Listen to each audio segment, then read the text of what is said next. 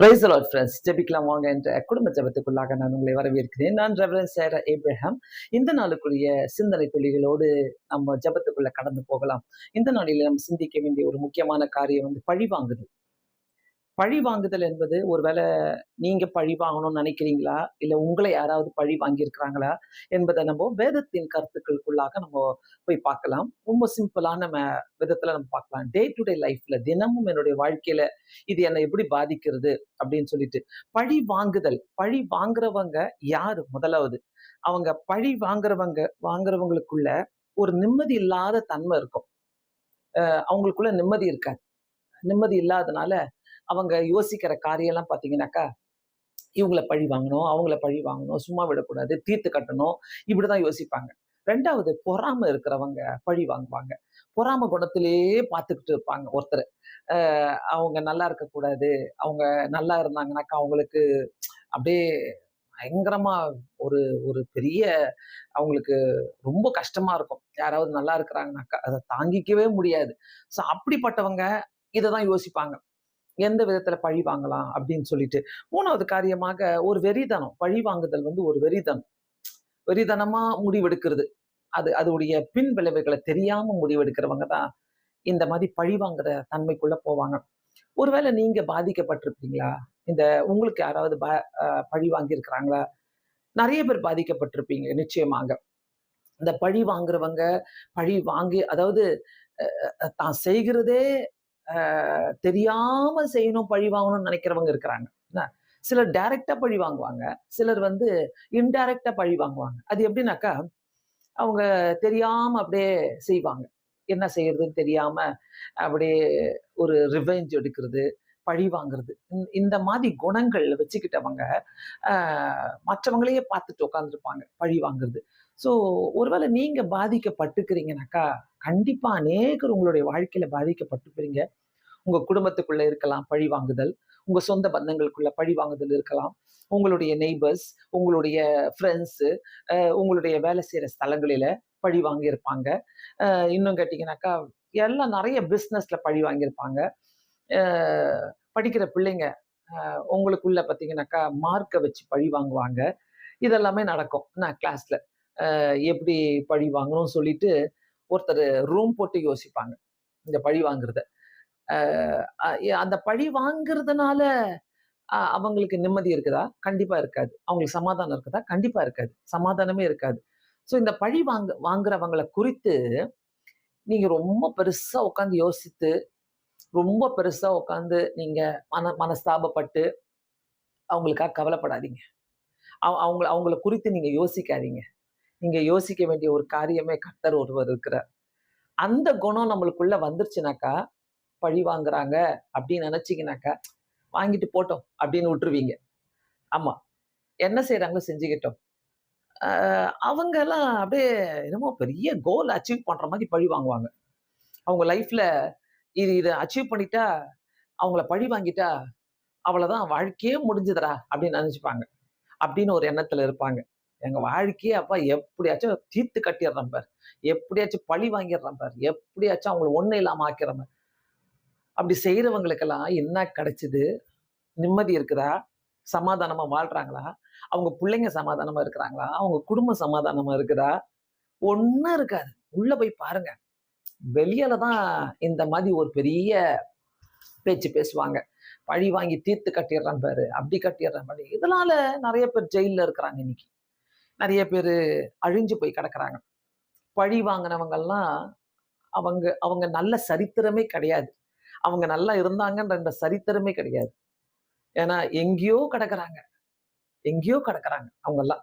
So இப்படிலாம் பழி வாங்கி அ கொலை பண்ணி, அதாவது தூக்கி போட்டு எரிஞ்சு, அவங்கள பத்தி அ ஏதாவது WhatsAppல திட்டி போடுறது, மெசஞ்சர்ல திட்டி போடுறது, நியூஸ்ல போடுறது, இப்படியெல்லாம் பழி வாங்கி, பழி வாங்குறவங்க நல்லா இருக்கிறாங்களா? நல்லா இருக்கவே முடியாது. முடியவே முடியாது. ஆனா வேதத்துல நம்ம வாசிக்க போகிறோம். கர்த்தர் எங்கெல்லாம் வசனங்கள குடுத்திருக்கிறாருன்ட்டு, நீதிமொழிகள் எடுத்துக்கொண்டீங்கன்னாக்கா, 24வது அதிகாரத்துல 29வது வசனம் சொல்லப்படுகிறது. நெறைய வசனங்கள் இருக்குது. பழி வாங்குறத குறித்து. கர்த்தர் எப்படி பழி வாங்கினார்லாம் சொல்லிட்டு இருக்குது. நம்ம தியானிக்க போறோம். 29வது வசனம், அ 24வது அதிகாரம் நீதிமொழிகள் 29வது வசனத்துல, "அவன் எனக்கு செய்த பிரகாரம் நானும் அவனுக்கு செய்வேன். அவன் செய்த செய்கைக்கு தக்கதாக நானும் அவனுக்கு சரி கட்டுவேன் என்று சொல்லாதே." அவனுக்கு அவன் செஞ்சான், அது பிரகாரம் நான் செய்வேன். அவனுக்கு நான் சரி கட்டுவேன் என்று சொல்லாத. அவன் செய்கைக்கு தக்கதாக சரி கட்டுவேன் என்று சொல்லாத. என்னன்னா செஞ்சுட்டு போட்டும். என்னன்னா எப்படின்னா செஞ்சுக்கிட்டு போட்டும். கவலைப்படாதீங்க. அதே மாரி நீதிமொழிகள் 20வது அதிகாரம் 22வது வசனத்துல எடுத்துக்கிட்டீங்கன்னாக்கா, 20வது அதிகாரம் 22வது வசனத்துல, அ நீதிமொழிகள் 20, 22. ஆ "தீமைக்கு சரி கட்டுவேன் என்று சொல்லாதே. கர்த்தருக்கு காத்திரு. அவர் உன்னை ரட்சிப்பார்." தீமைக்கு நான் சரி கட்டுவேன் என்று சொல்ல நெறைய தீமைகள் அனுபவிப்பீங்க. தீமைய அனுபவிக்காதவங்க யாருமே கிடையாது. ஆனா, அந்த தீமைக்கு சரி கட்டுவேன் என்று சொல்லாத. கர்த்தர் பார்த்துப்பார். அதனால தான் இந்த வசனம் ரொம்ப அழகா சொல்லப்படுகிறது. உபாகமம் எடுத்துக்கிட்டீங்கன்னாக்கா, உபாகமம் 32வது அதிகாரம் 35வது வசனத்துல, இந்த வசனங்களெல்லாம் நான் உங்களுக்கு காட்டிக் குடுக்கிறேன். 35வது வசனத்துல, "பழிவாங்குதல், வாங்குவதும், பதிலளிப்பதும் எனக்குரியது." 2த்தையும் கர்த்தர் குடுத்துட்டாரு. பழி வாங்குவதும், பழி மட்டும் வாங்குறது இல்ல. பதிலளிப்பதும் எனக்குரியது. நல்லா தெரிஞ்சுக்கங்க. ஐயோ! இப்படி பண்ணிட்டாங்களே! இப்படி இப்படி நாசப்படுத்திட்டாங்களே! என் குடும்பத்த நாசப்படுத்திட்டாங்களே! என் குடும்பத்துல இப்படி நுழைஞ்சு இப்படி பண்ணிட்டாங்களே! என் குடும்பத்துல இப்படி வயித்தெரிச்சல கொட்டிக்கிட்டாங்களே! உங்க வயித்தெரிச்சல்லாம் அவர்கிட்ட காட்டுங்க. அவர்கிட்ட சொல்லுங்க. ஆண்டவரே எனக்கு வயிறு எரியுது. ஆண்டவரே இப்படி பண்ணிட்டாங்களே என்ன. என் குடும்பத்துல என் சொத்த இப்படி பண்ணிட்டாங்களே. எங்க பிள்ளைகள இப்படி பண்ணிட்டாங்களே. எங்க அக்கா தங்கச்சிக்கு இப்படி பண்ணிட்டாங்களே. எங்க அண்ணன்களுக்கு இப்படி பண்ணிட்டானுங்களே. எங்க தம்பிகளுக்கு இப்படி பண்ணிட்டாங்களே. எங்க சொந்தத்துல இப்படி பண்ணிட்டாங்களே. ஆண்டவரே இப்படி யாரோ தெரியாதவன் ஒருத்தன் வந்து என் குடும்பத்துல நாசப்படுத்திட்டானே. சொல்றீங்கனாக்கா, உங்களுக்கு ஒரு பதில் இருக்குது. அதுதான் இந்த உபாகமத்துல, இந்த வசனத்துல ஆண்டவர் அழகா சொல்றாரு. 32வது அதிகாரம் 35வது வசனத்துல, "பழி வாங்குவதும், பதிலளிப்பதும் எனக்குரியது." உங்க மனசுல சொல்லிக்கிட்டே இருங்க. கர்த்தர் நீங்க தானே சொன்னீங்க. டைம் குடுங்க ஆண்டவருக்கு. ஆண்டவர் பழியும் வாங்குவாரு, பதிலும் அளிப்பாரு. சும்மா விட மாட்டாரு. பதில் குடுப்பாரு. அத நீங்க பார்ப்பீங்க. என் வாழ்க்கையில நான் நெறைய பார்த்திருக்கிறேன். சில நேரத்துல அவங்க கிட்ட போய் சண்டை போடணுமா? அவங்க கிட்ட போய் நான் மோதணுமா? அவங்க கிட்ட போய் நான் பதில் குடுக்கணுமா? கத்தட்டும்னு விட்டுருவேன். கத்தட்டும், பேசட்டும், பின்னாடி போய் பேசட்டும். அ அநேக வருஷங்களுக்கு பிறகு திரும்பி போய் பார்க்குறீங்கனாக்கா, அவங்க இருக்கிற இடத்திலேயே தான் அவங்க இருப்பாங்க. நம்ப எங்கேயோ முன்னேறிக்கிட்டே இருப்போம். இதுதான். அவங்க அப்படியே நம்மள பத்தி பேசுறதே ஒரு பழி வாங்குறது தான். நம்மள பத்தி கெட்டதா பேசுறதே பழி வாங்குறது தான். கெட்டதா பேசி நம்ம பேர கெடுக்கணும்னு பார்ப்பாங்க பார்த்தீங்களா? ஆண்டவர் அங்க தான் பதில் அளிப்பாரு வந்து. என்ன பதில் அளிப்பாரு? அவங்க பேர கெடுக்கணும்னு நினைக்க, உங்க பேர கர்த்தர் பிரஸ்தாபம் பண்ணிக்கிட்டே போவார். கண்டிப்பா. நான் வாழ்க்கையில அனுபவிச்சு பேசுறேன் இதெல்லாம். உண்மையாகவே. பழி வாங்குவதும், பதில் அளிப்பதும் எனக்குரியது. அந்த தேவன்கிட்ட குடுங்க. சிரிச்சுக்கிட்டே குடுங்க. சிரிச்சுக்கிட்டே இருங்க.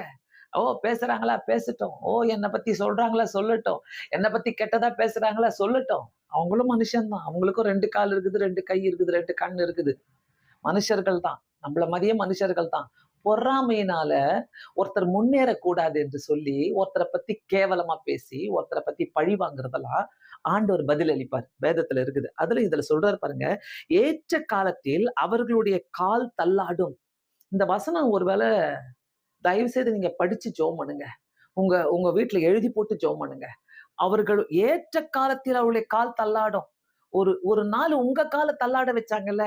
ஒரு நாள் உங்கள தள்ளாட வச்சாங்கல்ல. ஐயோ! ஆண்டவரே என் பேரெல்லாம் கெடுக்குறாங்களே! என்ன பத்தி இப்படி பேசுறாங்களே! என்ன பத்தி இவ்ளோ கேவலமா பண்றாங்களே! எனக்கு இவ்ளோ விரோதம் பண்றாங்களே! எனக்கு ஒண்ணுமே புரியலையே! வெளிய தல காட்டவே முடியலையே ஆண்டவரே! ஏசப்பா நான் என்ன பண்ணுவேன்? இந்த தப்பு நான் செய்யலையே ஆண்டவரே! என்ன பத்தி அசிங்கமா பேசுறாங்களே! இப்படி நீங்க உங்களுக்குள்ள புலம்பிட்டு இருக்கிறீங்கனாக்கா, நீங்க தள்ளாடி இருப்பீங்க அந்த நாட்கள்ல. நெனச்சு பாருங்க. நீங்க கஷ்டப்பட்ட நாள்ல, இந்த மாதிரி சோதனைகள, வேதனைகள நீங்க நீங்க வந்து ஃபேஸ் பண்ணப்போ, தள்ளாடி இருப்பீங்க. அந்த நேரத்துல உங்களுக்கு ஆறுதல் சொல்லக்கூட யாரும் இருந்திருக்க மாட்டாங்க. அந்த நேரத்துல உங்களோடு கூட அன்பா பேசக்கூட யாரும் இருந்திருக்க மாட்டாங்க. அந்த நேரத்துல இந்த வசனம் கூட உங்களுக்கு ஞாபகம் வந்திருக்காது. ஆனா ஆண்டவரு பழி வாங்குனாராக்கா, பதில் அளிச்சாருனாக்கா, ஏற்ற நேரத்துல அவருடைய கால்கள தள்ளாட வைப்பார். அப்பா, அருமையான வசனம். நான் இத நம்புறேன், நம்புறேன். அவங்க வாழ்க்கையில உங்கள எப்படிலாம் தள்ளாட வச்சாங்களோ, உங்கள எப்படியெல்லாம் அவங்க பழி வாங்குனாங்களோ, கர்த்தர் அத செய்வார். கர்த்தருக்கு இடம் கொடுங்க. நீங்க பழி வாங்காதீங்க. நீங்க எதுவுமே பேசாதீங்க. நீங்க அழுததெல்லாம் போதும். நீங்க கஷ்டப்பட்டதெல்லாம் போதும். நீங்க அந்த பிரச்சனைய நெனச்சு நெனச்சு, ஐயோ! ஆண்டவரே ஏன் இப்படி பண்றாங்க? அவங்கள நெனைக்கும் போதெல்லாம் நீங்க சாப்பிட மாட்றீங்க. அவங்கள நெனைக்கும் போதெல்லாம் உங்களுக்கு தூக்கம் வரல. அவங்கள நெனைக்கும் போதெல்லாம் உங்களுக்கு வேதனையா இருக்குது. இத ஞாபகம் வச்சுக்கங்க. ஏற்ற காலத்துல கர்த்தர் அவருடைய கால்கள தள்ளாட வைப்பாரு. மறந்துறாதீங்க, மறந்துறாதீங்க. இந்த வசனத்த நம்ம ஏன் மறக்கணும்? நான் இந்த வசனத்த தெரிஞ்சதுனால தான் நான் பதில் அளிக்கிறதே கிடையாது.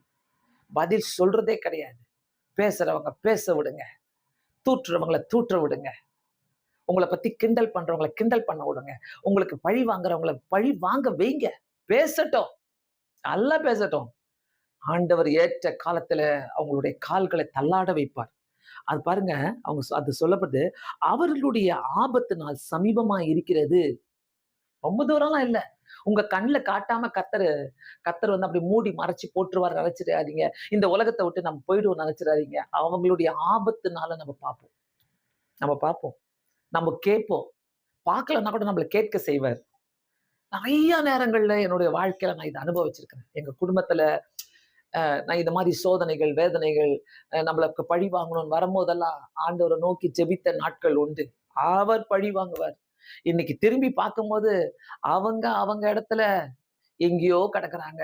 நம்மள கர்த்தர் உயர்த்திக்கிட்டே போவார். மறக்காதீங்க இத. மறக்காதீங்க. ஆபத்து காலத்திலே அவங்களுடைய ஆபத்து நாளு சமீபமா இருக்கிறது. நம்மளுக்கு என்ன சொல்றாரு? ஆபத்து காலத்தில என்ன நோக்கி கூப்பிடு, நான் உனக்கு மறு உத்தரவு குடுப்பேன். ஆனா அவங்களுடைய ஆபத்து நாளு சமீபமா இருக்கிறது. மறந்தே மறந்துடாதீங்க.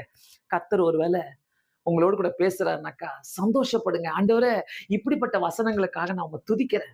ஆண்டவருடைய வசனம் தான் நமக்கு மருந்து. ஆண்டவருடைய வசனம் தான் நம்மளுக்கு ஒரு கோர்ட்ல இருந்து வருகிற ஒரு ஜட்ஜ்மென்ட், ஒரு வார்த்தை அது நமக்கு. நமக்கு ஆண்டவர் கொடுக்கிறாரு அத. அவர்களுடைய ஆபத்து நாள் சமீபமா இருக்கிறது. அவர்களுக்கு நேரிடும் காரியங்கள் தீவிரித்து வரும். சும்மா இருக்க மாட்டார். சும்மா இருக்கவே இருக்க மாட்டார். அவங்களுக்கு நடக்கும் காரியம் தீவிரித்து வருமாம். ரொம்ப அவங்க நினைச்சிட்டு இருக்கிறாங்க, நம்ம ஜாலியா இருக்கிறோம். பழி வாங்கிட்டோம். அவங்கள ஒண்ணும் இல்லாம ஆக்கிட்டோம். அவங்கள மூலையில உட்கார வச்சுட்டோம். அவங்க பாரு ஆள் அட்ரஸே தெரியாம போயிட்டாங்க. இப்படிதானே பேசிட்டு இருக்கிறாங்க உங்கள பத்தி. பேசட்டும் விடுங்க. அவங்களுடைய அவங்களுடைய அவர்களுக்கு நேரிடும் காரியங்கள் தீவிரித்து வரும். ஃபாஸ்ட்டா எல்லாமே ஃபாஸ்ட்டா வரும். தீவிரித்து வரும். அந்த நேரத்துல யார் போய் அவங்களுக்கு உதவி செய்வா? ஆண்டவர் இருப்பாருன்னு நினைக்கிறீங்களா? ஆண்டவர் அந்த இடத்துல தீவிரித்து வரும் நாட்களிலே, அவங்களுடைய ஆபத்து நாட்களிலே, அவங்க கால்கள் தள்ளாடும்போது உட்கார வச்சு உதவி அவங்களுக்கு உணர்த்துவார். உட்கார வச்சு உணர்த்துவார். என்ன உணர்த்துவாரு? இத பழி வாங்குனல்ல, ஜெபிக்கிறவங்கள பழி வாங்குனல்ல, கர்த்தருடைய பிள்ளைகள பழி வாங்குனல்ல, கர்த்தருடைய பிள்ளைகள நீ தீங்கா பேசுனல்ல, ஆண்டவர் செய்வாருங்க. மறந்துறாதீங்க. ரொம்ப ரொம்ப ஒரு அருமையான வசனம். ஒரு முறை நான் உங்களுக்கு இந்த வசனத்த ஃபுல்லா வாசித்து காட்டுறேன். பழி வாங்குவதும், பதிலளிப்பதும் எனக்குரியது. ஏற்ற காலத்தில் அவர்களுடைய கால் தள்ளாடும். அவர்களுடைய ஆபத்து நாள் சமீபமாய் இருக்கிறது. அவர் அவ அவர்களுக்கு நேரிடும் காரியங்கள் தீவிரித்து வரும். நான் என்ன சொல்றேன், அவங்கள நெனச்சு இந்த வசனத்த நீங்க அவங்க மேல போடாதீங்க. ஏசப்பா, இந்த வசனத்த நீங்க சொல்லியிருக்கிறீங்கல்ல, நீங்க பதில் குடுங்க. அப்படி கேளுங்க. ஆண்டவர் செய்வார். கண்டிப்பா செய்வார். ஆண்டவர் அவர் செய்யாத தேவனே கிடையாது. ஆண்டவர் நமக்காக செய்யும்போது ரொம்ப அற்புதங்களையும், அடையாளங்களையும் செய்து தருகிற தேவனா இருக்கிறார். அதனால நம்ம ஆண்டவர்ட்ட ஜெபிக்கும்போது ஒவ்வொரு நாளுமே, ஆண்டவரே இந்த வாக்குத்தத்தங்கள் நிறைவேறட்டும், இந்த வாக்குத்தத்தங்கள் நிறைவேறட்டும் என்று சொல்லி ஜெபம் பண்ணுங்க. ஒரு நாளுமே ஆண்டவர்ட்ட கேட்கும்போது, நீங்க இந்த வாக்குத்தத்தத்தை நிறைவேற்றி கொடுங்க இயேசு சுவாமின்னு சொல்லி ஜெபம் பண்ணுங்க. அதே மாதிரி ரோமர் 12வது அதிகாரம் 19வது வசனத்தை நான் உங்களுக்கு காட்டி கொடுக்கிறேன். 19வது வசனம். பிரியமானவர்களே, பழி வாங்குதல் எனக்குரியது, நான் பதில் செய்வேன் என்று கர்த்தர் சொல்லுகிறார்.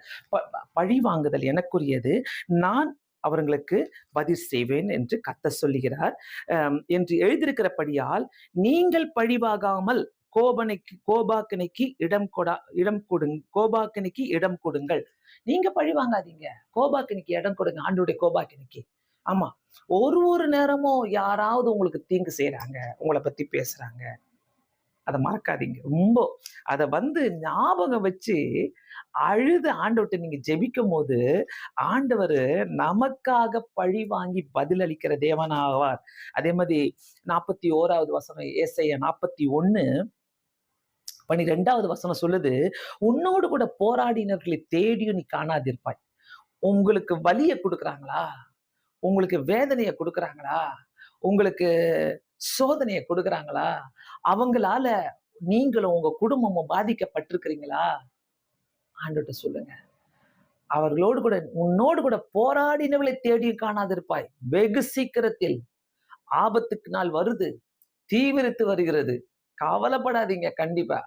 அந்த நீங்க நீங்க ஒண்ணுமே உங்களால செய்ய முடியலையே! அந்த ஆள என்னால ஒண்ணுமே செய்ய முடியலையே! அந்த அந்த அந்த அப்படிப்பட்டவங்கள என்னால ஒண்ணுமே செய்ய முடியலையே! ஆண்டவரே! யார் எனக்கு நீதி செய்வா? யார் எனக்கு நியாயம் தீர்ப்பான்னு சொல்றீங்கனாக்கா, உங்களோடு கூட போராடிகளை தேடியும் நீ காணாதிருப்பாய். என் வாழ்க்கையில நான் அனுபவிச்சிருக்கிறேன். ஒரு ஒரு கட்டத்தையும் நான் இத சொல்லும்போது நான் உங்களுக்கு சொல்றேன். அப்படியே திட்டிட்டு போவாங்க. எங்கேயோ அப்படியே புலம்பிட்டு போவாங்க. என்னென்னமோ பேசுவாங்க. பயங்கரமா திட்டுவாங்க. ஓடி போய் ஆண்டவர்ட்ட முழங்கால் போட்டு ஜெபம் பண்ணுவேன். ஆண்டவரே நான் பதில் சொல்ல மாட்டேன். எனக்கு தெரியாது ஆண்டவரே. நீங்க பார்த்துக்கங்க. நீங்க செய்யுங்க. உங்கள பத்தி பின்னாடி பேசுறவங்களுக்கு கூட சொல்றேன். ஆண்டவரே நீங்க பார்த்துக்கங்க. உங்களை யார் வேதனைப்படுத்தினாலும், எந்த வேதனையா இருந்தாலும், அந்த வேதனைய கண்ணீரோடு அவருக்கு சொல்லுங்க. நீங்க பழி வாங்காதீங்க. நம்ப பழி வாங்குனா என்னென்ன நடக்கும்? எப்படி இருக்கும்? நம்ப பழி வாங்குனா என்ன நடக்கும்ன்றத ஒரு 8 காரியங்கள நான் உங்களுக்கு சொல்லப் போறேன். பழி வாங்குதல் நாம் செய்தால் நமக்கு என்ன நடக்கும்?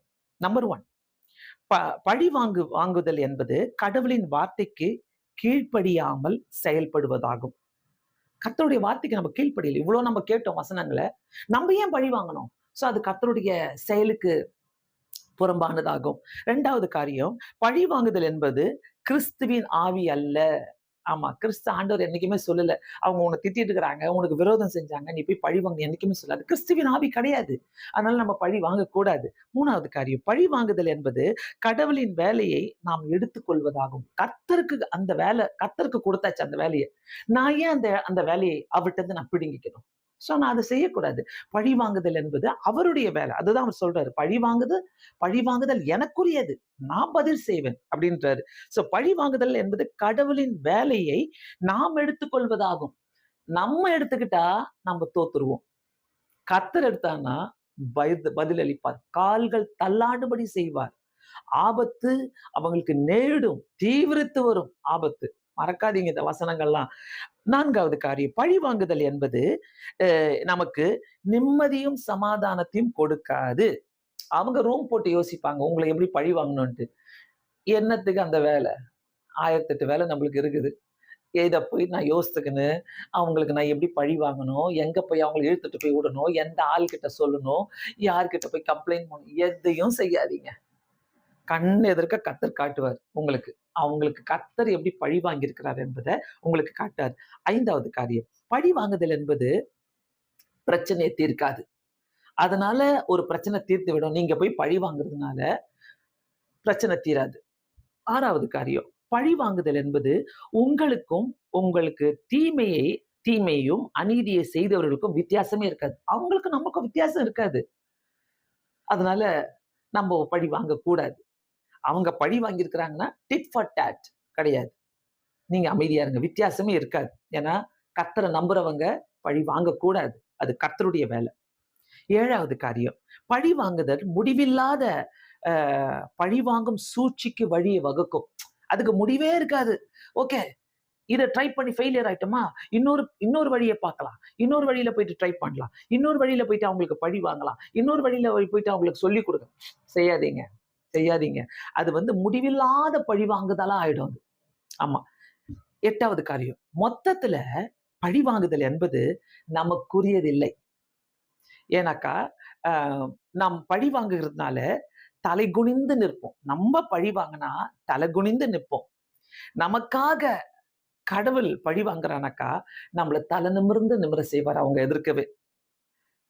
தலை நிமிர்ந்து நிற்க மட்டும் இல்ல, ஒரு புன்னகையோடு, ஒரு பெரிய சமாதானத்தோடு, ஒரு மகிழ்ச்சியோடு நிற்க உதவி செய்வார். அதான் கர்த்தர். மறந்துறாதீங்க. சோ இந்த வார்த்தைய நீங்க கேட்கிறீங்கனாக்கா, அடிபட்டுருக்கிறீங்க. ஐயோ! இந்த வார்த்தை எனக்கு தான். ஐயோ! இந்த பழி என்ன வாங்கிட்டாங்களே! நான் புலம்பிட்டு இருக்கிறேனே! எனக்கு ஒண்ணுமே புரியலையேன்னு நெனைக்கிறீங்கனாக்கா, இவ்வளவு அருமையா ஆண்டவர் பேசினார்ல. ஒருவேள நீங்க இத கேட்கிறீங்கனாக்கா, உங்களுக்கு இது ஆறுதலா இருக்குதுனாக்கா, கண்ணீரோட ஆண்டவர்ட்ட சொல்லிடுங்க.